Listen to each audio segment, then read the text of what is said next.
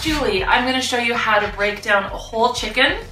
I love roasting whole chickens, but sometimes I want to roast them or fry them in smaller parts. I'm super into fried chicken right now, and when you make fried chicken, you want all the individual pieces, but I don't want to get, a whole package of chicken breasts or a whole package of legs.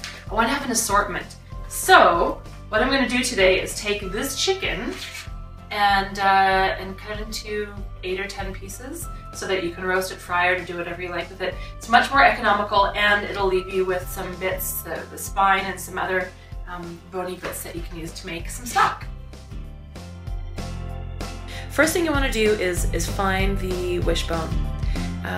Cut a couple slices. You can sort of feel it with your fingers and cut along the long parts of the bone. Find the tip of it where you pull to make your wish, and it should just pull actually really cleanly out. Looks like a bit of a struggle, but check that out. See? Just pull it out and yeah, set it aside to dry and you can make your wish. So do that or not, but it's an easy thing to do. So then you want to take your whole chicken and separate the wings first, or the legs, doesn't really matter. To do that, you need to find the joint, which is really all you do to separate the wings and the legs.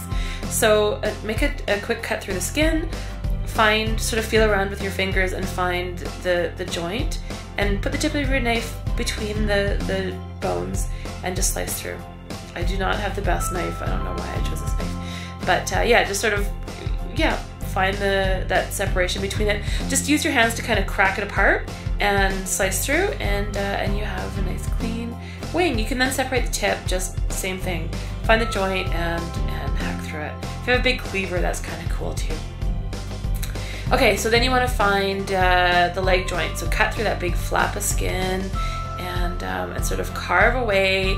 If you want to try and find the oyster in there, it's this little nugget of meat that's really fantastic, and make sure you save it. If not, all the backs and the scraps are going to go into stock, and nothing gets wasted. So okay, I'm going to kind of turn this around so you can see what I'm doing. It's kind of an awkward angle here, but yeah, just sort of hack through the skin and the meat, and again find that joint at the end of the bone. Just feel in there with your fingers, crack it apart, and see, just snap it apart, and then just slide your knife between there and hack it off. Then you have the leg and the thigh, which you can then separate into the drumstick and the thigh, again by finding the joint, poke your knife in there, and yeah, just hack through. Crack it and hack it. You can hack it. See? There you go.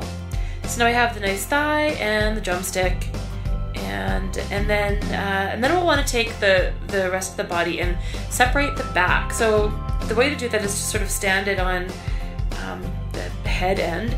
Just cut through the skin, hang on to the back, the spine, and just sort of hack through the skin.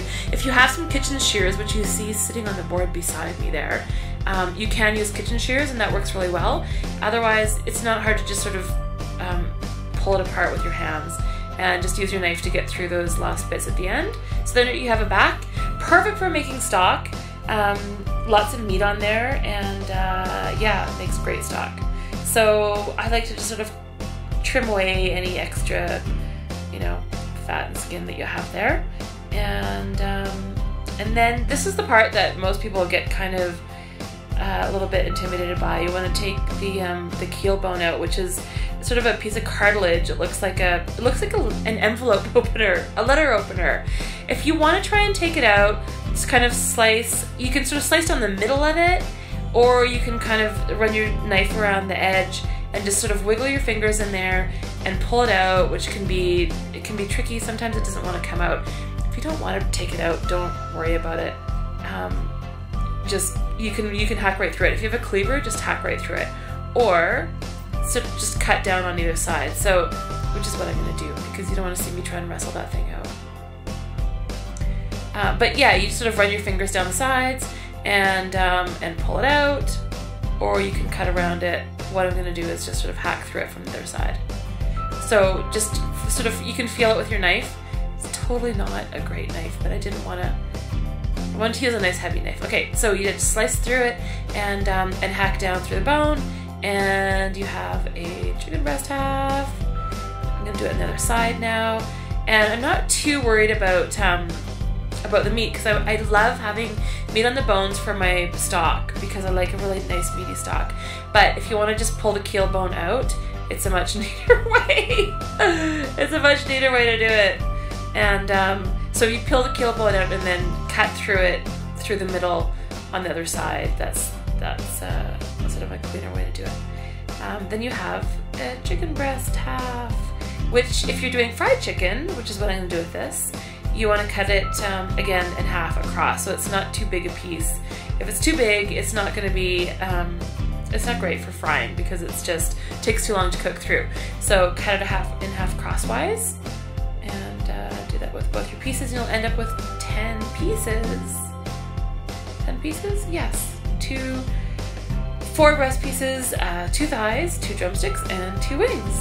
And then you just use all the bits, the bones and the bits for a stock, and the wing tips, and of course your wishbone to make a wish for the crispiest chicken ever.